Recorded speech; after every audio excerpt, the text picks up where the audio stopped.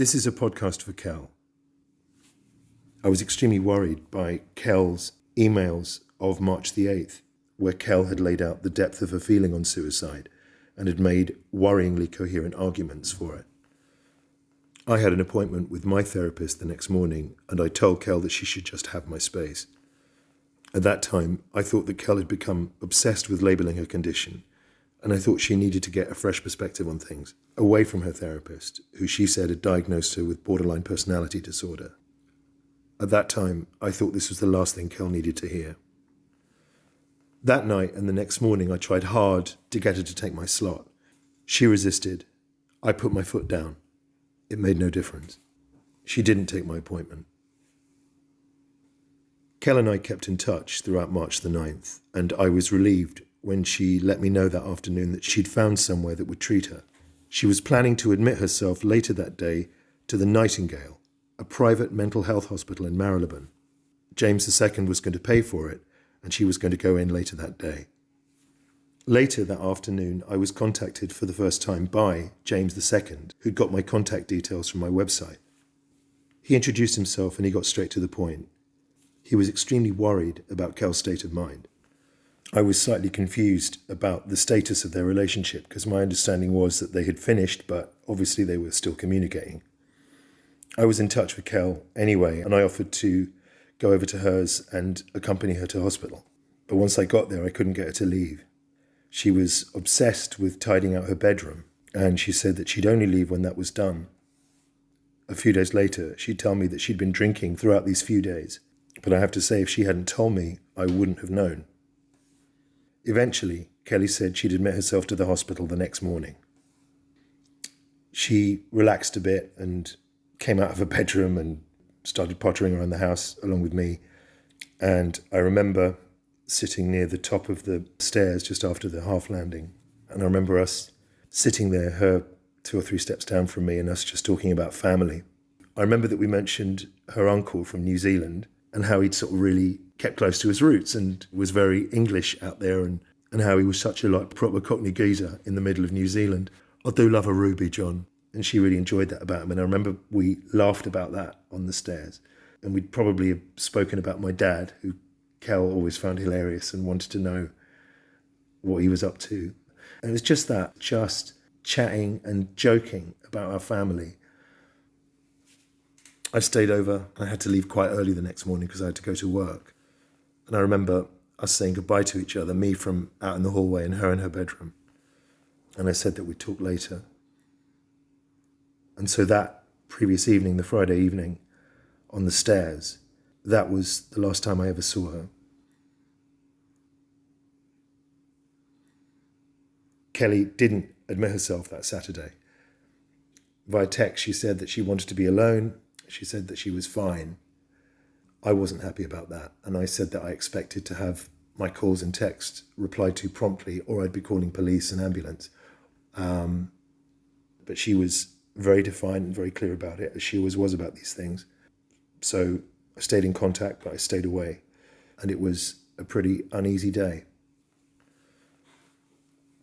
Around midday on Sunday, March the 11th, James II got back in touch with me. He forwarded a photograph that Kelly had sent him. She'd cut her arm and she was threatening to go off into the bathroom and, quote, finish the job. I contacted Kel immediately and said I was coming over and that if I didn't hear straight back from her, I'd be calling police. She replied, and in fact, she went to the Nightingale as I was on my way over to hers. She was so insistent, though, that she didn't want me going in with her to the hospital, that I ended up sitting across the road outside, kind of camped out for 20 minutes, waiting for her to arrive so that I could see that she got in. I missed her. She must have gone in via another entrance, but she sent me proof that she was in the place. The big one coming out of that incident for me is why, regardless of the fact that she was in, I didn't go into the hospital and introduce myself to them. This really cuts to the heart of what, in fact, looking back, was a huge problem in mine and Kel's relationship. Kelly insisted that she wanted to go in on her own and she didn't want me to be involved with that, although she hadn't felt that way on Friday. I respected Kel's wishes, partly because of her competence, partly because you knew when she was growing up that she hadn't been respected. Another part of it was my own cautiousness, not wanting to be overbearing, not wanting to alienate her. And I still had that residual reluctance just to come in and flex, because I didn't bring her up as a child.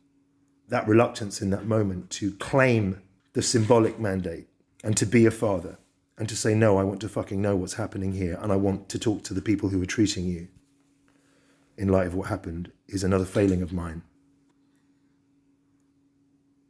Kel, in fact, left clear instructions with the hospital not to be in touch with anybody else in her life apart from her next of kin, who she had written on her admission form as James II. So if I'd gone in, the hospital would have said, sorry, but we're under instructions not to talk to anyone. But nevertheless, I didn't insist and I didn't push it.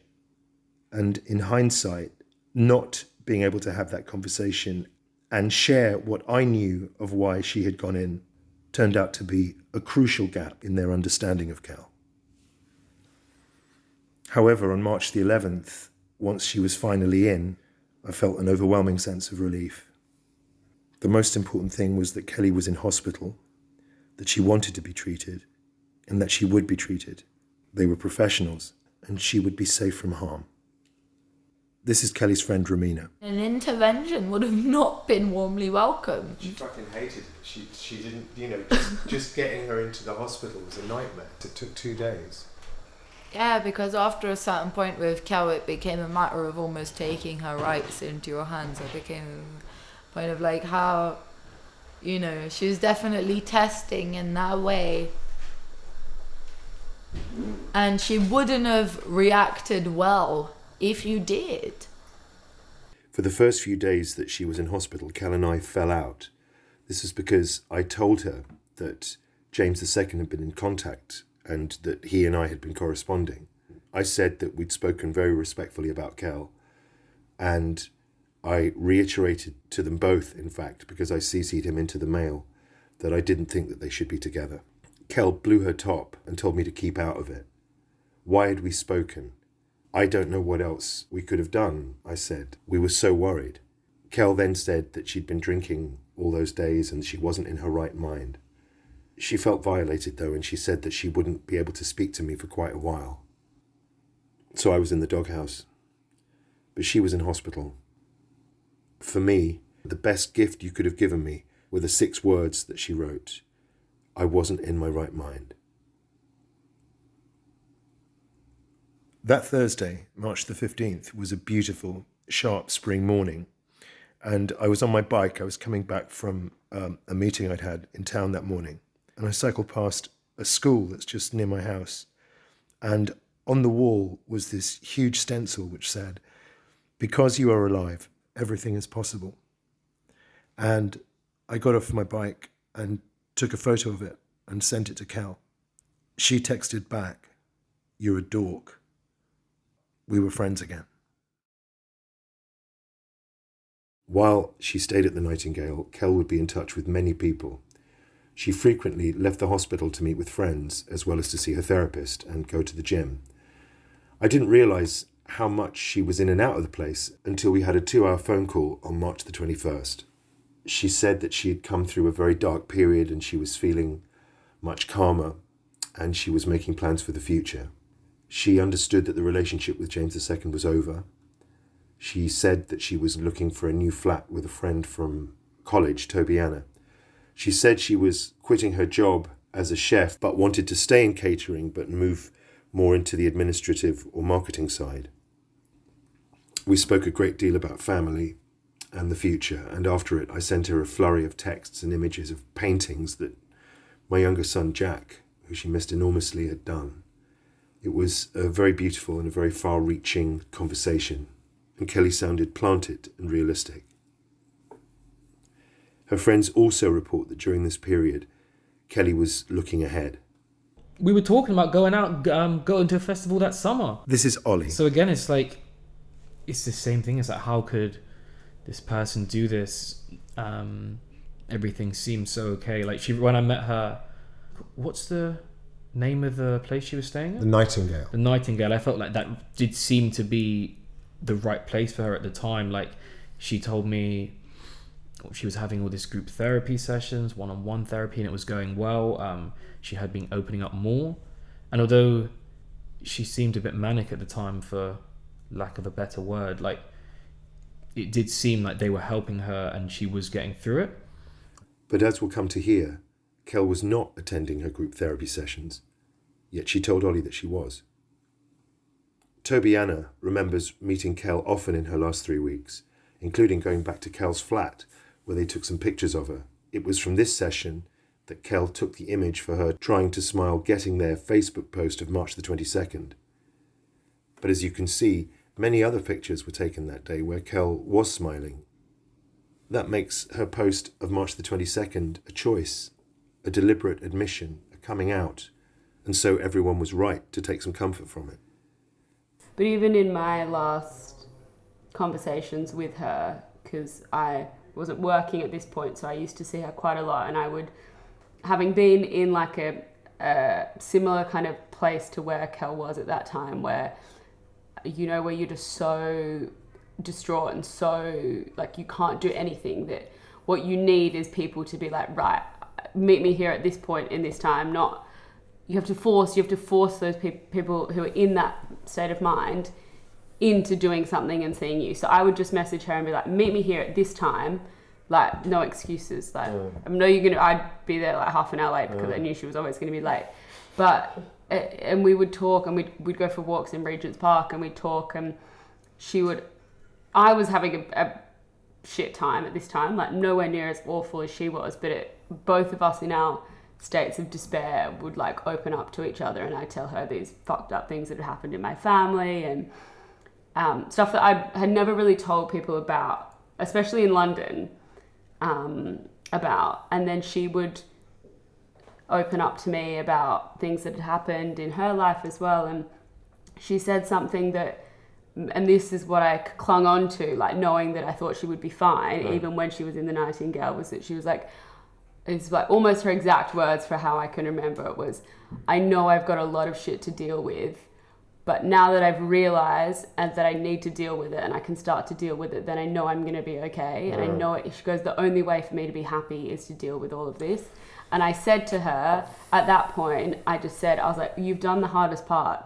I was like, realizing that is the hardest part. And so that conversation has stuck with me in my head. And that's why I can never, like, I still can't believe that she meant to kill herself. I think it was a cry for help. James I was one of the people that Kel was in quite close contact with in her last 3 weeks. We were quite excited to be talking to each other again this year, so it's really flowing, and like the big long messages, like I'm talking about my relationship, whatever, with my ex, and she's talking about hers, whatever's going on.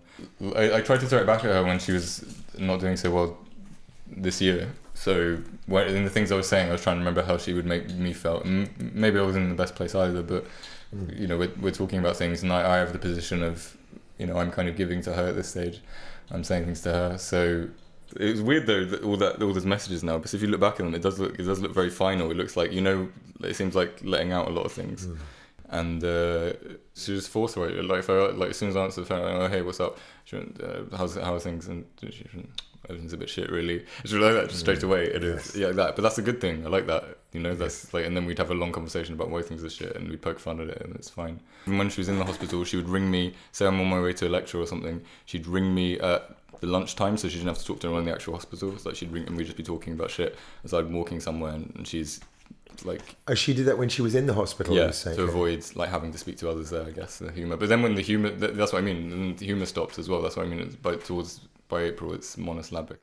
There's a text exchange from the Nightingale between Kel and Christina, which is on the Kel correspondence video that accompanies this episode.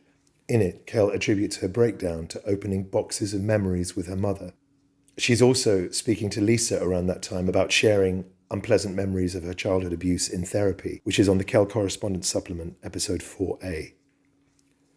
Grandma Della. Well, that's what she told me a few days before she died, that whenever anything come up about her childhood, she said she didn't want to say what was happening, because when she started talking about it, it got her so upset.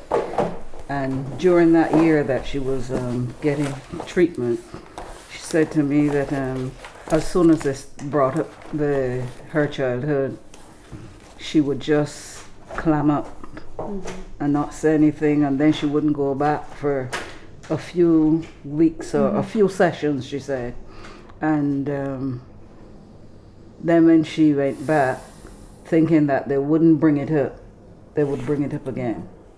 On March the 22nd, which was the day that she put up her Facebook Trying to Smile post, and the day after she'd had that long conversation with me, Kel wrote with Grandma Della about her condition.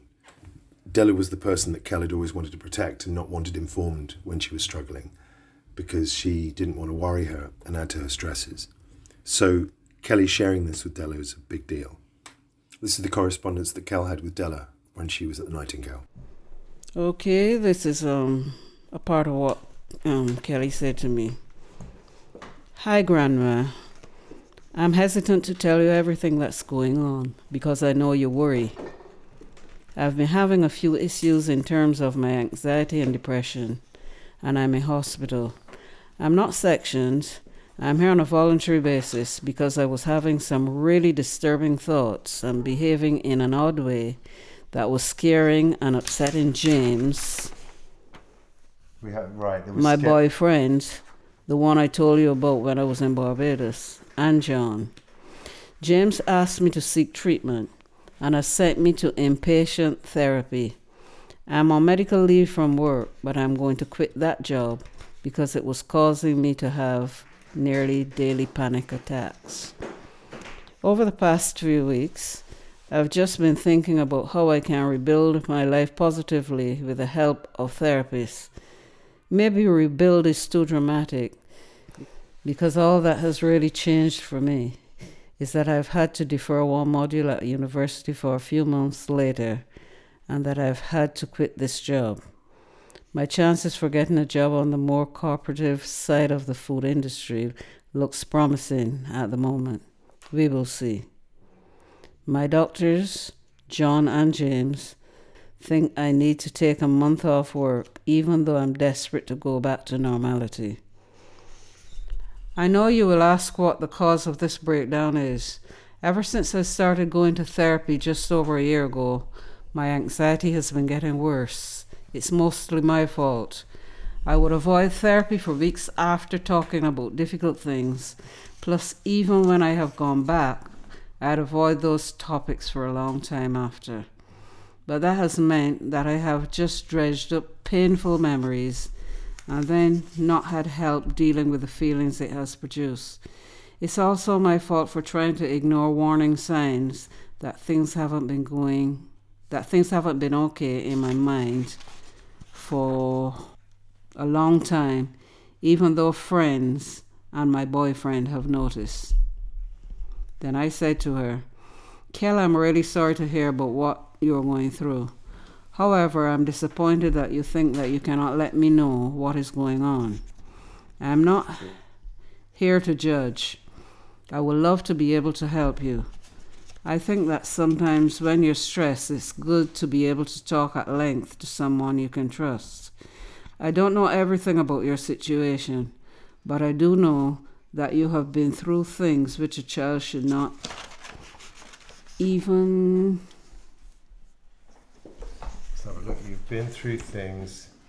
Unhelpfully, there's a missing screen in our screenshots in which Della discusses details of the past and feels bad that she hadn't insisted with social services years ago. But Della now picks up from Kel's last response. Let's put it close to you. Yeah, say that again there. Sorry. It's not that I think you'll judge me. It's that I think I'll upset you and worry you. You're sick. You have this pension stress, and you worry about us all enough without this. And you blame yourself for things like you're doing now. Then I said, I have watched many shows like Dr. Phil, etc., and I know these things take time. It is a process which has to be worked through, but it takes total honesty and full surrender. You can't hold anything back from those working to help you to get over it. I love you, Kel, and I worry if I hear nothing. Yes, which is why it hasn't worked. I'd been suppressing memories of things that have happened to me as a child for a long time, and I didn't ever talk them through.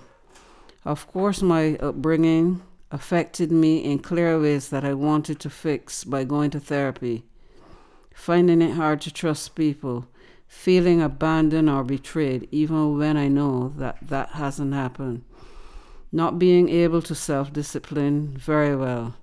Not being able to self-impose structure. I never really spoke about my upbringing though, even though it affected me in those ways that were becoming a big problem because I started working and living alone. I didn't realize that I had a lot of other issues and that we'd have to talk about some of the more horrible things that happened. And like you said, you need to be totally open and vulnerable. And as soon as I was a little bit vulnerable and it hurt, I closed down again. But I'd already opened the box, so to speak. And so this past year has been the most miserable of my life since leaving her to go to Barbados. I think if I had allowed myself to be vulnerable, I would have been really miserable for a few months before learning to cope better. But allowing a bit of vulnerability and then refusing to talk about things ever again, because it hurt over the course of a year, has messed with my mind. Then I said to her, try to be more open.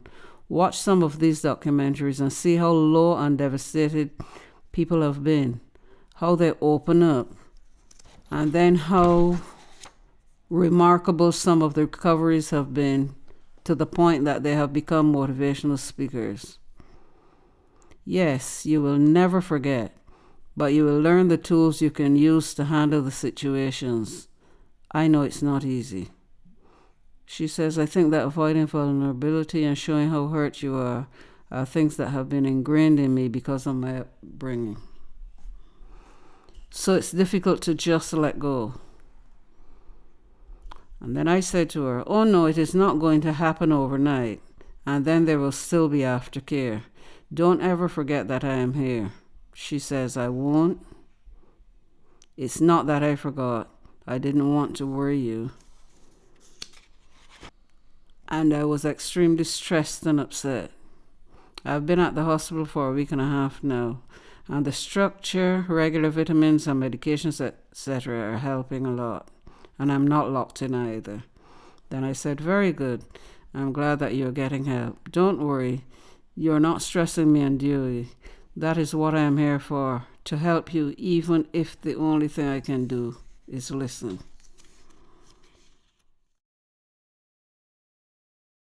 I called Kelly after coming out of court on March the 29th to share news with her of a victory that we'd had to get care restored with my son Jack, who Kelly saw as her youngest brother. She called straight back, really excited. We were both over the moon about it. And it was a really great conversation. We spoke for about 40 minutes and we felt it was a real victory for our family. And as soon as I got Jack back, I was going to get him back next week. The three of us would meet up because she hadn't seen Jack since October. I found out after she died from Lisa that she'd shared my initial text message to her with Lisa, and Lisa forwarded it to me to show me how happy Kel had been about it, and to show me that Kelly had me listed on her phone as Daddy Bear, which was something that I'd not been aware of. During that period, she was reading The Arabian Nights, and she wanted to get it for Ethan, my eldest son, because she thought he might love it, and things sounded good. Ollie describes meeting with Kel at the end of March to help her with marketing herself in her new career. Because our business is ran mostly on social media. We do a lot of social media advertising, like on the Facebook ads platform, Google, etc. I think she wanted a job in that field, so she wanted me to meet up with her and just basically talk her through, give her an understanding of what we do, so she could, I think she wanted to, because she wanted to apply for similar roles, so she could put it on her CV and then talk in an interview like she knew what she was on about. Right. Ollie went through his phone to see when he'd last met Kel.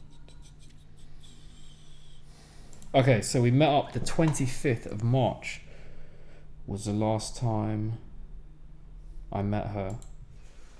I think that was when we were going through, we had like lunch, dinner, and we're going through like all the marketing stuff I wanted to show her.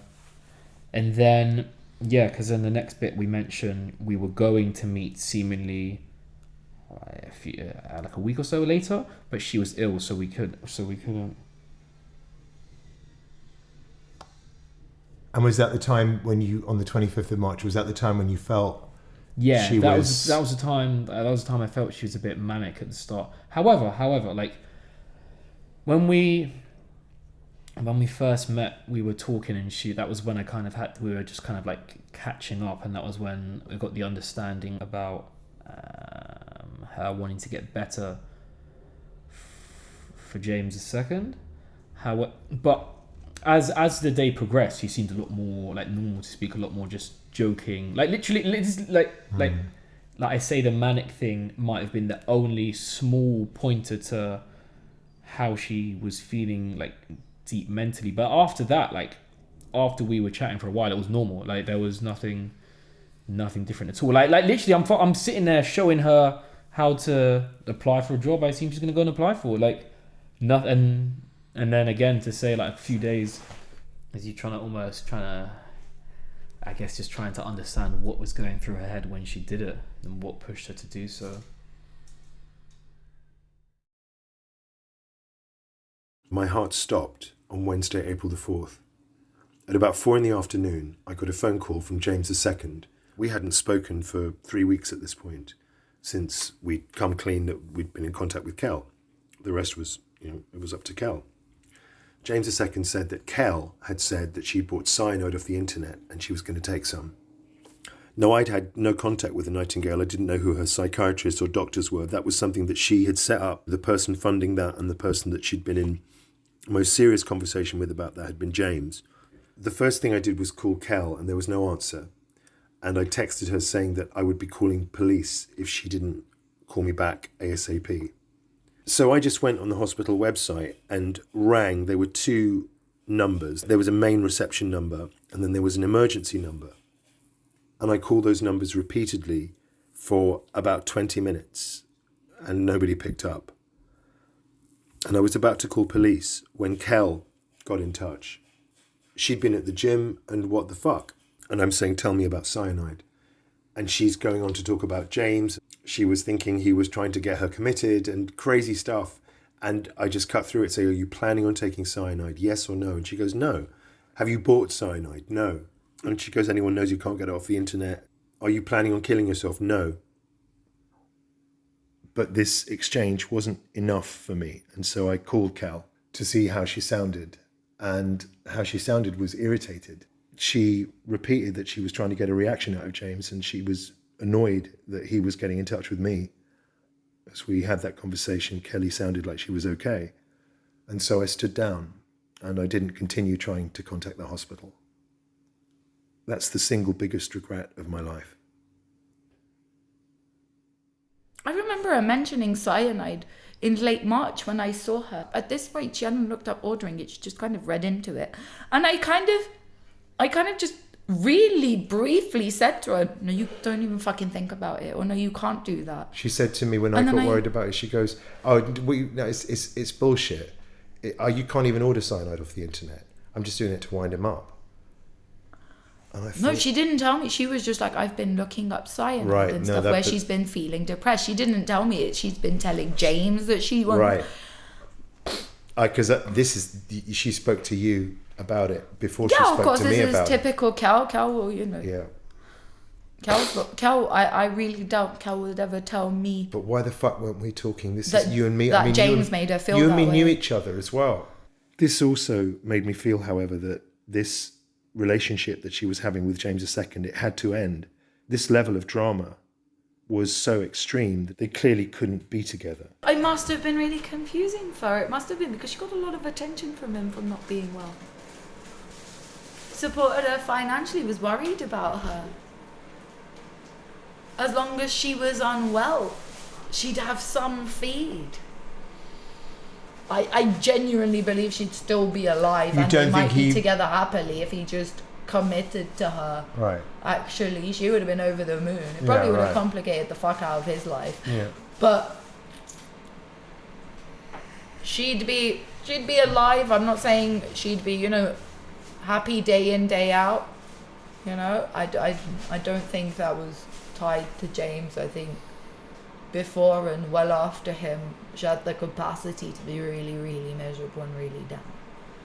And was she inherited, you know, self-loathing that gave her the ability to hate herself. But that, you know, that ultimately gave her attention in the end. That if he wasn't going to commit, then I can keep him around this way. But I think in the end, I still don't think she commits suicide over that. I think she genuinely commits suicide over the entire journey, over life itself, over the fact that this is what it had come to, and that she'd given everything to make it work, and it wasn't happening. Like she'd never she'd never get a break from life, because I believe she didn't want the obsession. She didn't want the over-attachment. She just felt it. She couldn't get over it. But intellectually, and that must have really destroyed her, because if I know Kel, one thing that has always kept her strong is having the will to choose herself over certain obsessions. Do you know what I mean? She wouldn't take into smoke. She wasn't a regular drug user. She wouldn't do anything that would fuck up her life like that. But somehow she had managed to for this guy, and he still wasn't fucking having it. And it was just, when is it not gonna be a mess?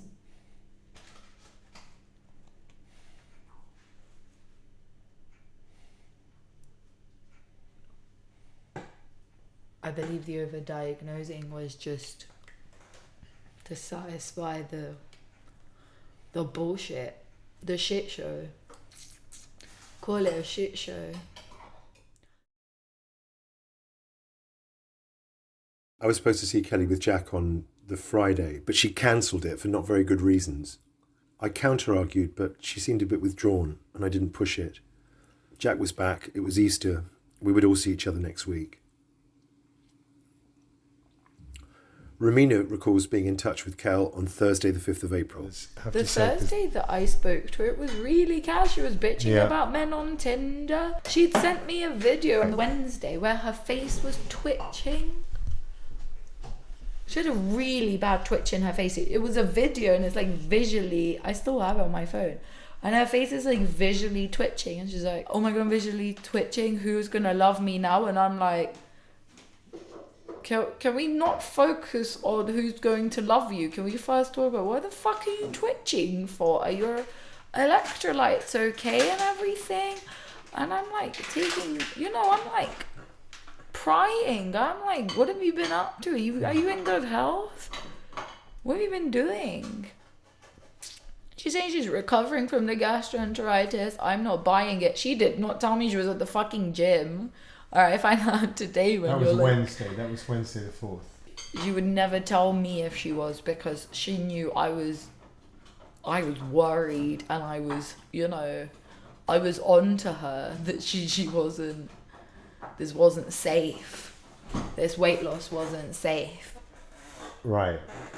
And it was fucked in my head as well, because part of it seemed to be that she needed to be anorexic. It was really weird. It was like she'd lost a certain amount of weight, she had, and then there crept in this idea that she might be anorexic, and then it was just like, well, now I can't recover. Do you get what I mean? It's like, if I recover, then I won't be anorexic anymore, and then I won't be able to explain why I'm mad. And that was the kind of vibe I got from her, where she was like, she really wanted to eat, and she was fed up of being skinny. But she seemed to be getting something peculiar out of weight loss. Do you get what I mean? And it was just really strange. And I felt it even more so, that it was getting worse and to this peculiar kind of strange state while she was in a hospital.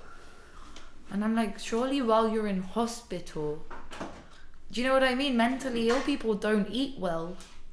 And you were doctors for these people. You must have some interest in their diet, just a little bit. You know, have you eaten enough today? You look a little fucking frail. I mean, her belt double loops around her. I don't know how these places work. Surely for a few grand a week, you do more than fucking medicate them and, you know, check their pulse. What the fuck? I texted her in the early hours of Friday the 6th of April. I love you. That was the last communication I had with Kel.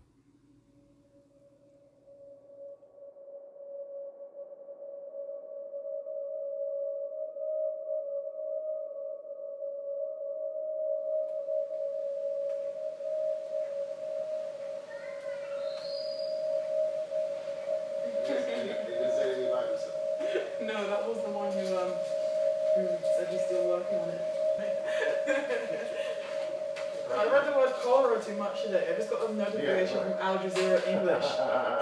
UNICEF says at least 10,000 cholera cases. Oh, why have I heard that word so much? Fucking hell! 10,000 cholera cases in Yemen in 72 hours. You said the word cholera twice when you read Love in the Time of Cholera out during your... Because two guys wrote it on their profile. on their profile. Yeah. What the fuck? I've never said that word that much. I think I say cholera like once every 5 years. Stop saying it. You said it twice again now in the last minute. That algorithm's going to go haywire. More suggested for you. Cholera mania happening here. Absolutely. The youth, they can't get enough of it. New segments. Are your children addicted to cholera? Signs to watch out for.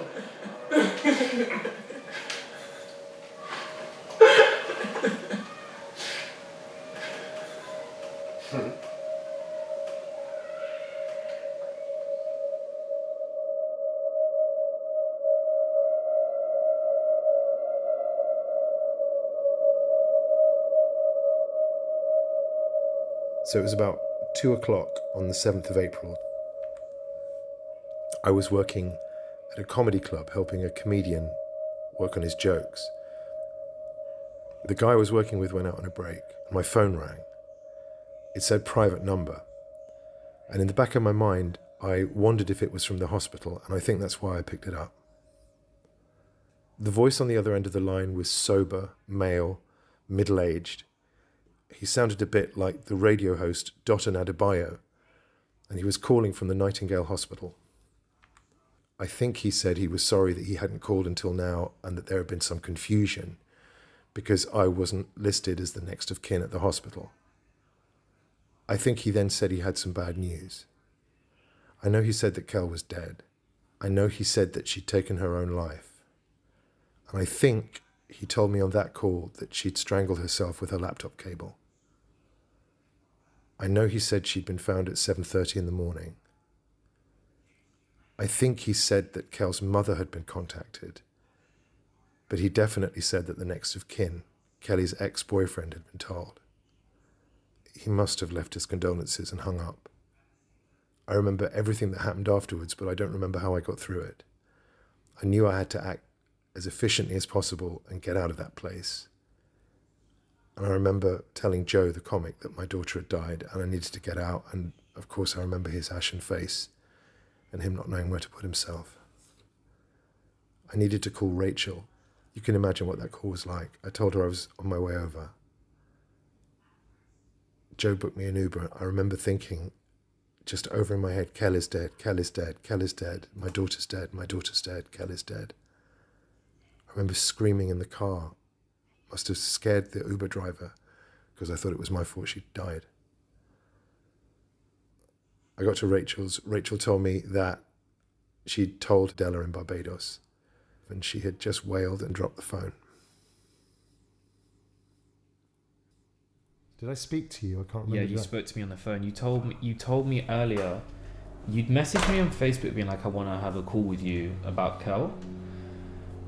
And boy, I just thought she'd run off gallivanting on some adventure with James. Like, I thought she was going to be like, she's off in the Caribbean and she's not spoke to me, what's happening? Like, I remember I was literally walking to Sainsbury's, I called you. You told me, and I was just so fucking shocked. Like, I just stopped, sat on the wall. I was like, just literally lost for words, man. Like, you just feel completely empty. Like, just stunned, man. I instantly called my mom. She was like watching TV or something, but she just instantly burst into tears. I think my mom kind of knew she was troubled in that sense. And I know my mother was always like, it's such a waste of life. Even now thinking about it, man, I just literally feel like when you told me, like, just my whole, like, my chest just drops, man. You just feel so, like, it's, yeah. I was on Facebook and 2 people who I hadn't spoken in years messaged me and said, hey, message John. Actually, it was Ollie who said, oh, go message John right now. And also Catherine, one of Ramina's friends, said something very suspicious, a little bit like, message me, if you want to speak, I'm always here to listen. Like, just I hope you don't hear about it through social media first. And generally my first thought was like, oh no, this girl Catherine, like, you know, I used to know her.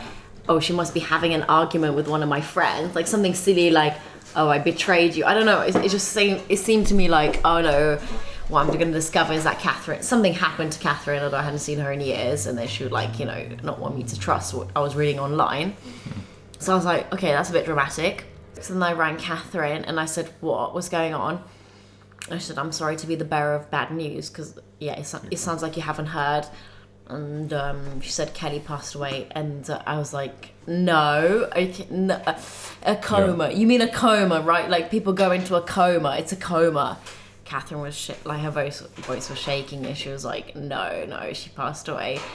And I was like, okay, Catherine, I can't speak to you right now. Just gonna shut down. And then you rang, and then I think we spoke for, like, you know, half a minute or a minute.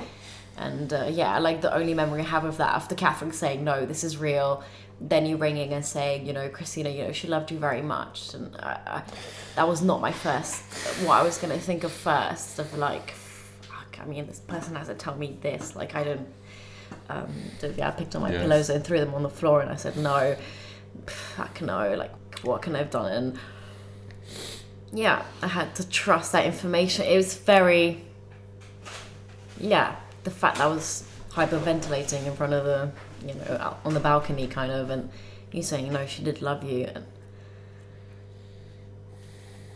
yeah. You sent me your number, so I thought, why is John doing this? Because I just remember putting it off and kept checking her Facebook, you know, the online, lost online bit, like the slightly faded bit below the name. Yeah, I kept checking hers, and I was going, and I remember just before I called you, because I thought, why are you sending me this fucking number? And yeah, so I went, just come back. I remember going in my room and just come back and, like, now I hate, like you're saying about the room that it's in. Like, I fucking hate the flat now, like, being there, sort of, in a way, because that's where I found out. So it was the Sunday. I sent her a picture. There was just a couple stupid things I sent her. There was a picture of a pregnant woman's belly with painted on it a Kinder egg that said Tinder surprise. I don't know. A couple hours passed, and I messaged her on Instagram because I didn't know why she wasn't responding, and I hadn't heard from her in a few days. And then not that long afterwards, Zarifa said, you need to call me. And I called her, and I think she said Kelly took her own life. And I said, what? There's just disbelief. I said, what? No, like, who told you this? And she says, Kelly is no more. Kelly took her life. I'm sorry. Like, and she's just, you know, we talked for a few minutes, but it was just, I didn't believe her because I talked to Kelly all the time, and how could that be? And she told me that Toby had told her.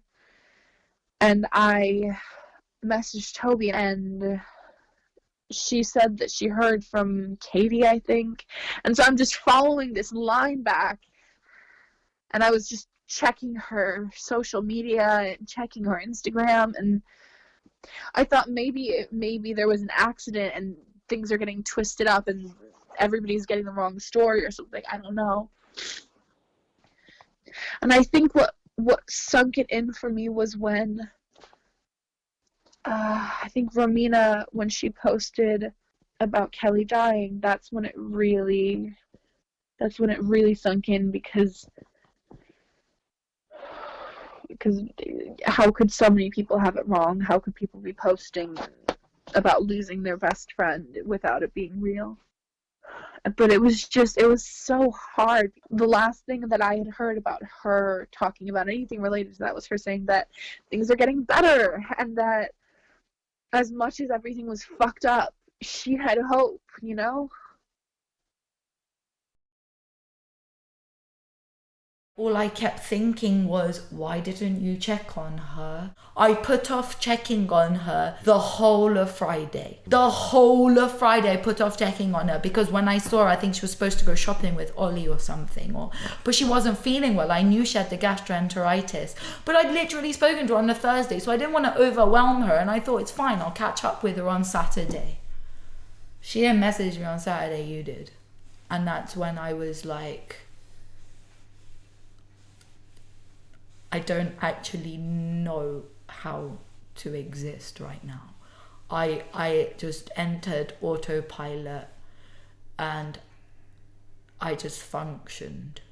I think it started actually even when I saw you from the Sunday. I think I did it to myself to a certain extent. I kind of went in with this notion of, if I'm going to survive, I need to, engage with the world. But in reality, I couldn't engage with the world.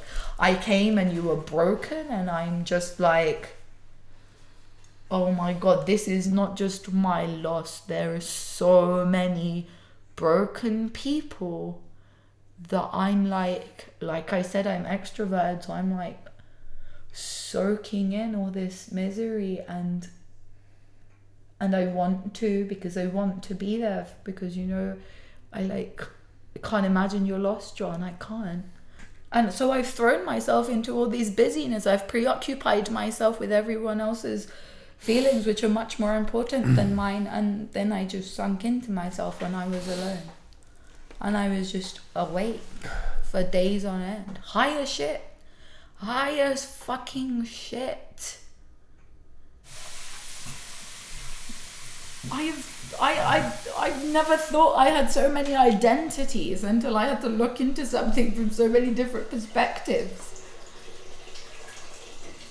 to try and actually justify it. Do you know what I mean? To regulate, to normalize, to try and carry on with my life. I've had to tell myself all kinds of bullshit. But what's I'm just not shocked by the loss. I'm not. But that's because you knew when I said call me, you knew what it was. You Yeah, didn't have of course. shock. Why would you be telling me to call you, John? Why would you have any need for me to call you? She died in April and I texted her until mid-July. And Christina's like, you've got to break up with her. And I was like, yeah, I've got to go through a breakup. I've now got to break up with my dead best friend. I'm like, this is fucked. But it did. I texted her for months. I'm not every day or anything, but I texted her before, just here and there, just to tell her random things. And to kind of, at one point I texted her and I was just like, please just finish the joke. Just come out. There's no need to hide anymore. We'll understand. But then again, after you told me that Rachel had seen the body, after that, I think there's the only barrier that the body's been seen. That was the only thing that would stop me from going absolutely insane. Is that I had to accept it. It was it's just real. The last message I ever sent her was on the 17th of July, and I still have it. I still have it on my phone. I don't think I'll ever delete that conversation. Just to have it. But the last thing I ever sent to her was I want to live, and I'll live for both of us. And it was just, I couldn't do it. I couldn't. I literally decide to have strength. I do. Because it's too much.